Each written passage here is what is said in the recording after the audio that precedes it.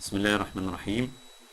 أبنائي وبناتي طلاب الصف الأول الإعدادي، هنبدأ النهاردة في درس القوى الأساسية في الطبيعة اللي هو الدرس الأول في الوحدة الثانية.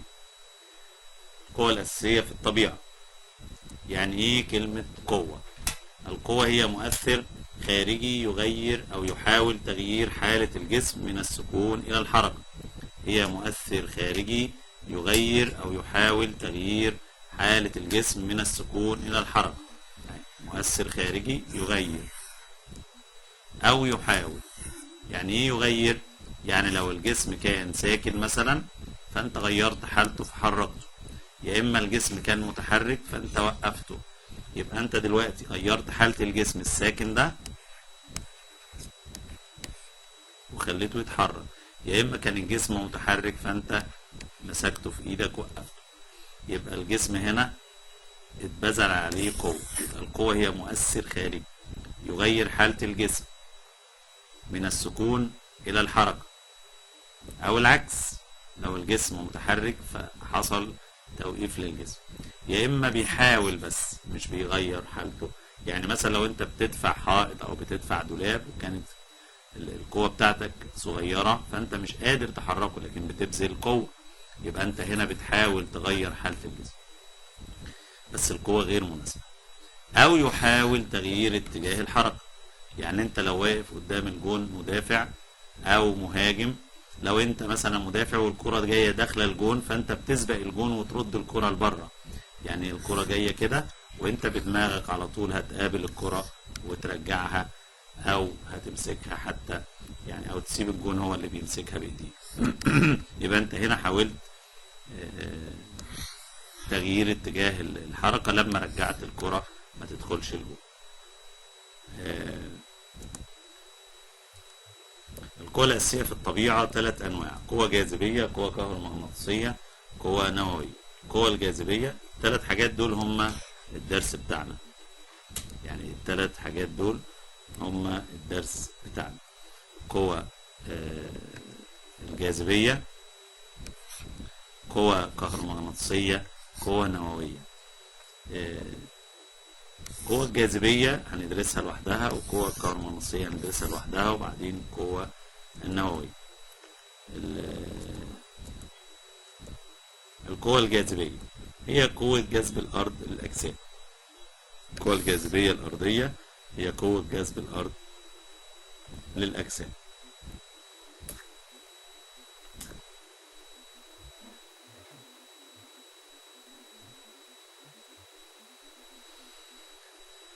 طيب، قوة جذب الأرض للأجسام دي بتكون نتيجة إن الأرض فيها جاذبية فبتجذب الأجسام ناحيتها. ده بيسبب إن الجسم يبقى له وزن بسبب الجاذبية الأرضية دي. معنى كده إن الجسم لو مفيش عليه جاذبية ملوش وزن، أيوه، ينعدم الوزن في حالة عدم وجود الجاذبية. يبقى إيه هي الجاذبية؟ هي قوة جذب الأرض للأجسام، قوة الجاذبية الأرضية. طيب بعد كده عندنا وزن الجسم. إيه هو وزن الجسم؟ هو مقدار قوة جذب الأرض لهذه الأجسام. يبقى وزن الجسم هو إيه؟ مقدار جذب الأرض للأجسام. يبقى وزن الجسم هو مقدار جذب الأرض للأجسام، ويقاس بوحدة اسمها النيوتن. وزن الجسم بيبقى له نقطة تأثير، يعني مثلا الجسم لو أنت شايله بإيدك كده مثلا،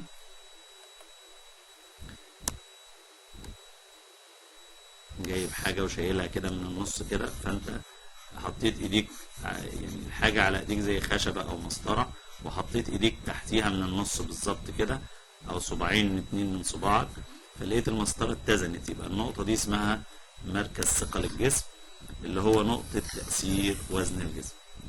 طيب لو انت شايل حاجة تانية ونقطة تأثيرها مثلا، يعني انت عندك كتاب والكتاب دوت انت حاطط عليه من الجنب من هنا حاجة متقلاه شوية، استيكة مثلا، فانت طبعا لو حطيت ايدك هنا اكيد الكتاب هينزل او الاستيكة هتقع والكتاب هيميل لو حط صباعينك هنا، انما هتضطر تزيح ايديك شوية كده علشان تمسك الكتاب من مكان يتزن فيه. يبقى المكان ده هو مركز الثقل. يبقى مركز الثقل بيتغير من جسم لآخر حسب المكان اللي بيتزن فيه الجسم. يبقى نقطة تأثير وزن الجسم بيسموها مركز ثقل الجسم. عرف مركز ثقل الجسم، تقول له هو نقطة تأثير وزن الجسم. وزن الجسم بيساوي كتلة الجسم في عجلة الجاذبية. يبقى ده قانون ولازم تخلي بالك منه، وزن الجسم بيساوي كتلة الجسم في عجلة الجاذبية. لو قال لك أكمل يتوقف وزن الجسم على نقط ونقط، فانت هتجيب من القانون يتوقف عليه، برافو عليك، كتلة الجسم وعجلة الجاذبية. برضو لما احب احسب وزن الجسم بشوف القانون واطبقه عليه. يتغير وزن الجسم الواحد بتغير المكان، زي ما خدنا في سنة 6 ابتدائي ان وزن الجسم بيتغير من مكان لاخر، ماشي، ويزيد الوزن كلما اقتربنا من مركز الارض. طبعا لو كتبنا جنبها ليه هتقول له لزيادة عجلة الجاذبية، لزيادة عجلة الجاذبية. يبقى كل ما اقتربنا من مركز الارض الوزن بيزيد، ليه؟ لزيادة عجلة الجاذبية. سؤال، احسب وزن جسم كتلته 30 كيلو جرام وعجلة الجاذبية 10 متر على الثانية تربيع. معنى كده ان عجلة الجاذبية دي ممكن يسألني على الوحدة بتاعتها؟ ايوه ممكن يسألني، يقول لي وحدة قياس عجلة الجاذبية ايه؟ تقول له متر على الثانية تربيع. كما ان وحدة قياس الكتلة ايه؟ الكيلو جرام.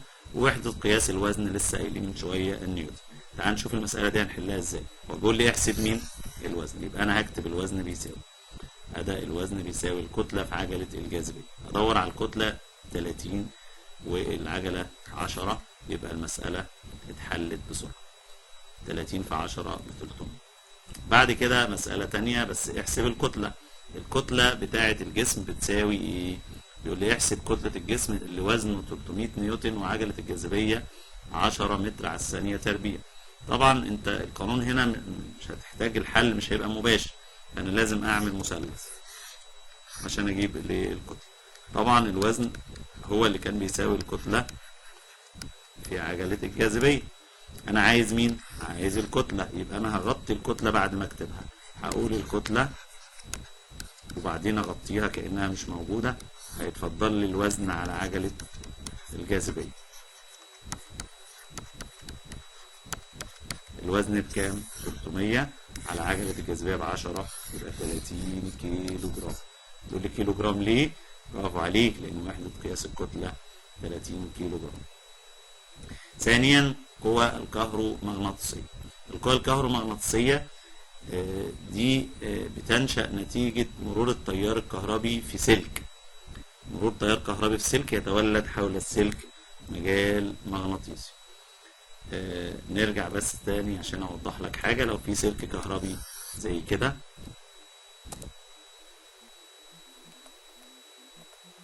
لو في سلك كهربي زي كده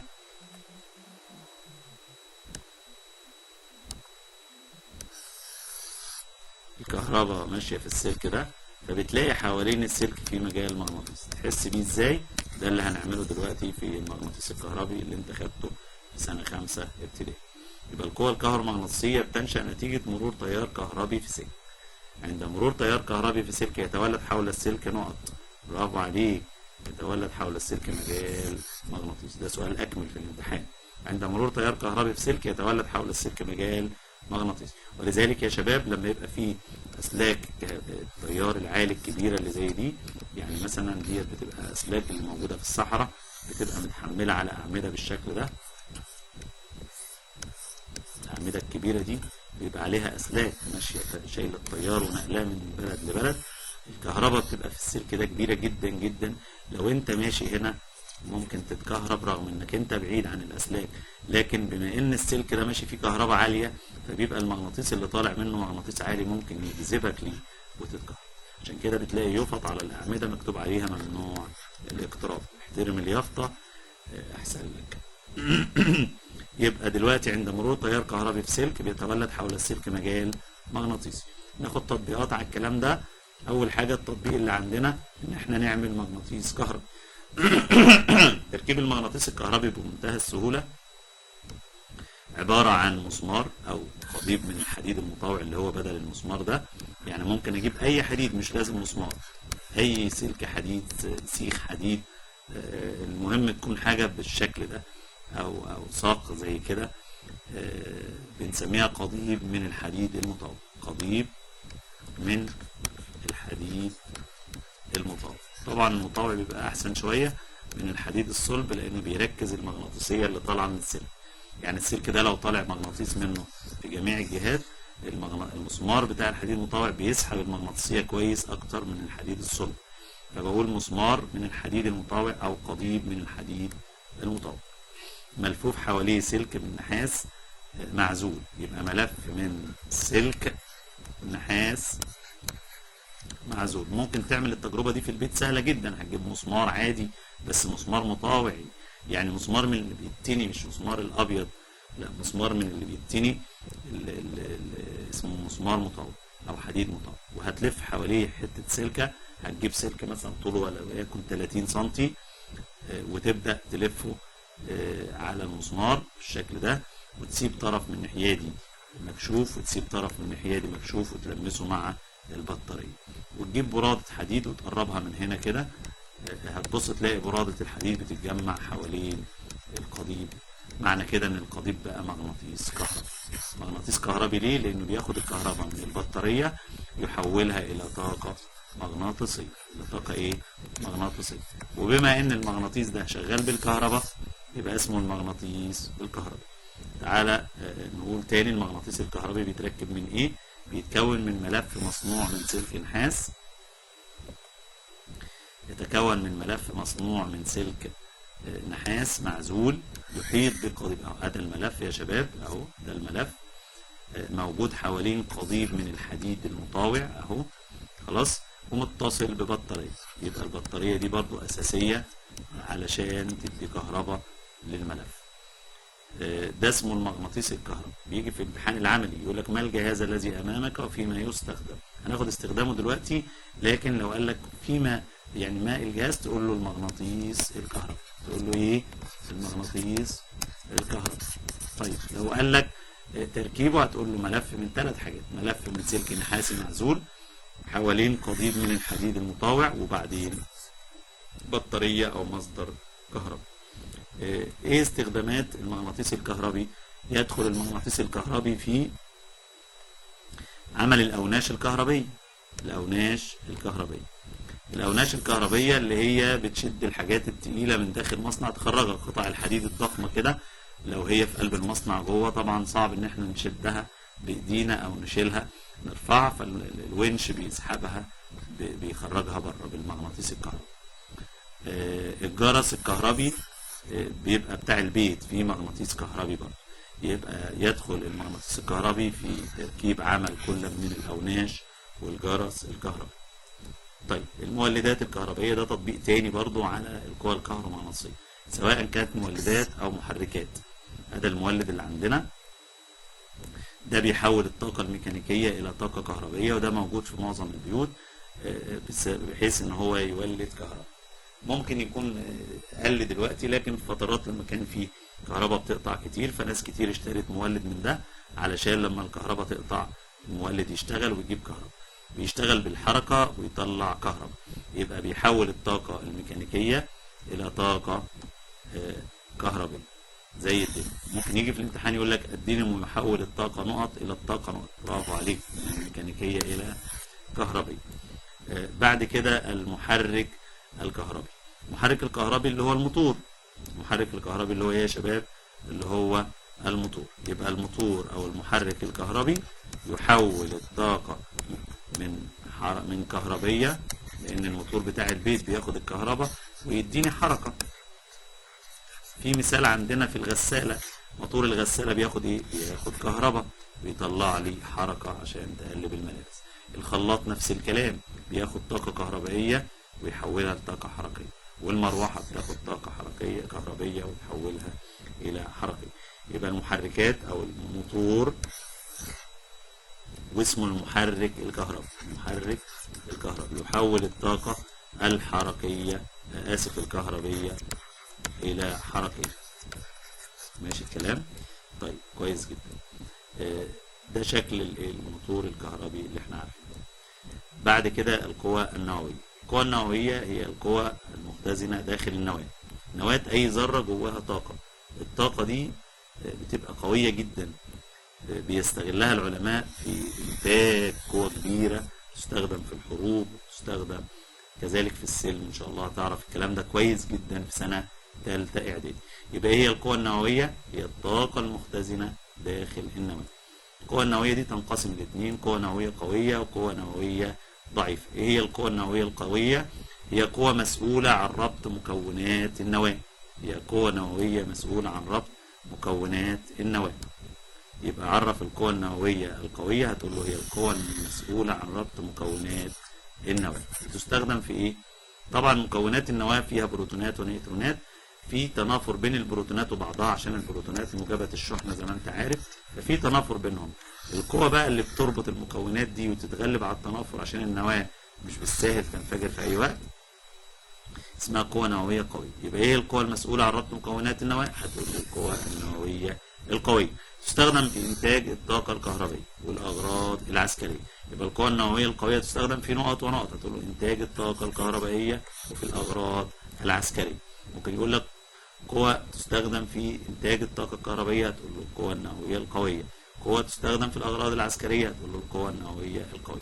بعد كده القوة النووية الضعيفة ديت بتستخدم في الحصول على العناصر المشعة والإشعاع، والحاجات دي احنا استخدمناها حاليا في الطب والبحث العلمي والصناعة. والقوة النووية الضعيفة دي بتيجي من تفتيت النواة. تفتيت النواة من جوه بيطلع عن تفتيت النواة إشعاع وعناصر مشعة تانية. يعني لو في نواة عنصر كبير زي اليورانيوم مثلا، لو احنا فتتنا عنصر اليورانيوم ده بيطلع عناصر أصغر منه، يبقى اسمها بتطلع عناصر مشعة. يا إما بيطلع إشعاع خارج منه أثناء التفتيت. فالإشعاع والعناصر المشعة اللي طالعة دي بنستخدمها بقى في الطب، بنستخدمها في البحث العلمي، بنستخدمها في الصناعة.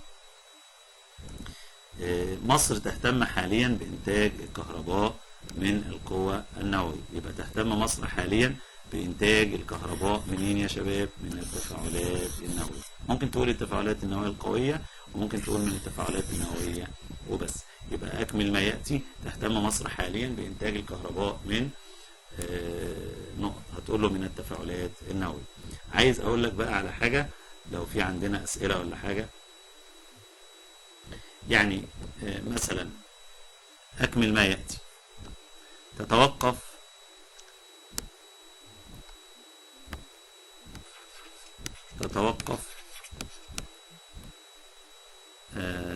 قوة الجاذبية بين جسمين على نقط ونقط. هنقول على المسافة بين الجسمين، يعني في جسمين هما، قوة الجذب بين الجسمين دي بتبقى كبيرة أو صغيرة حسب إيه؟ قال لك أول حاجة حسب المسافة بين الجسمين، تاني حاجة حسب كتلة الجسمين. يعني الجسمين الصغيرين دول بينهم قوة جذب، بس طبعا القوة دي بتختلف عن القوة دي. أكيد القوة دي كبيرة عشان الجسمين كبار، القوة دي صغيرة عشان الجسمين صغيرين. يبقى حسب المسافة بين الجسمين وحسب كتلة الجسمين. كتلة إيه يا شباب؟ كتلة الجسمين. تمام كده. يتوقف وزن الجسم على وزن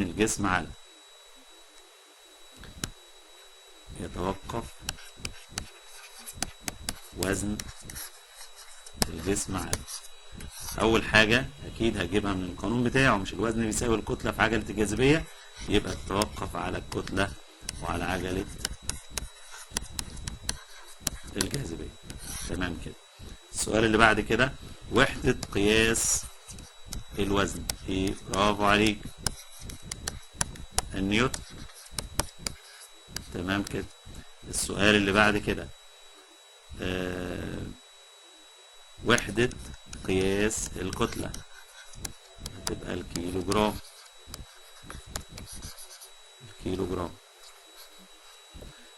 وحدة قياس عجلة الجاذبية، متر على الثانية تربيع. تمام كده. طيب علل لما يأتي. في أسئلة علل لما يأتي، دي أسئلة سهلة جدا على الدرس بتاعنا. علل لما يأتي: اختلاف وزن الجسم من مكان لآخر على سطح الأرض. طبعا هتقول بسبب اختلاف عجلة الجاذبية، سبب اختلاف عجلة الجاذبية، لأن من مكان لآخر هيختلف البعد، فبالتالي هتختلف عجلة الإيه؟ الجاذبية. طيب في سؤال تاني بيقول لي: يزداد وزن الجسم بزيادة كتلته. برافو عليك.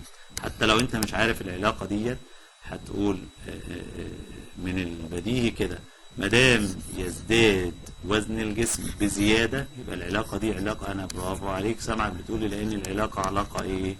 طردية. يبقى لان العلاقة طردية بين مين ومين بقى؟ بين الكلمة دي والكلمة دي، بين وزن الجسم وعجلة وكتلة الجسم، وزن الجسم وكتلة الجسم. ماشي شباب؟ بين وزن الجسم وكتلة الجسم. يزداد وزن الجسم بزيادة كتلته، يبقى العلاقة بين الوزن والكتلة علاقة طردية عشان كلمة بزيادة، يزداد بزيادة، الكلمتين شكل بعض. طيب رقم 3: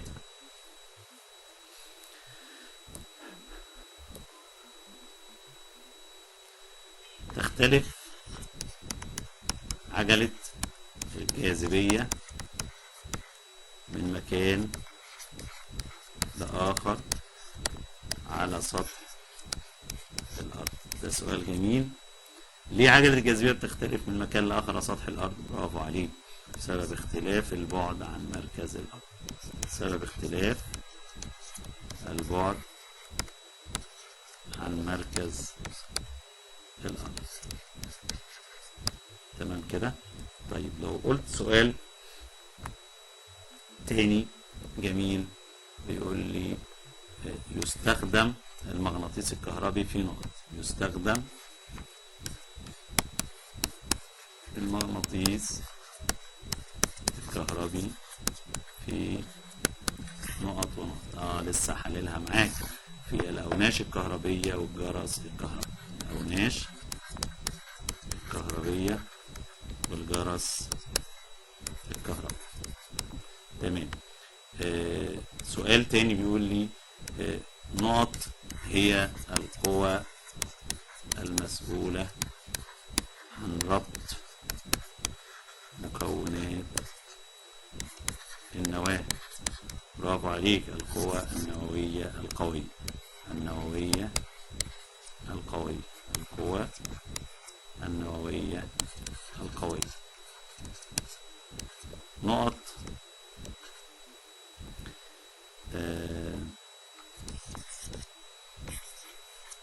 هي أجهزة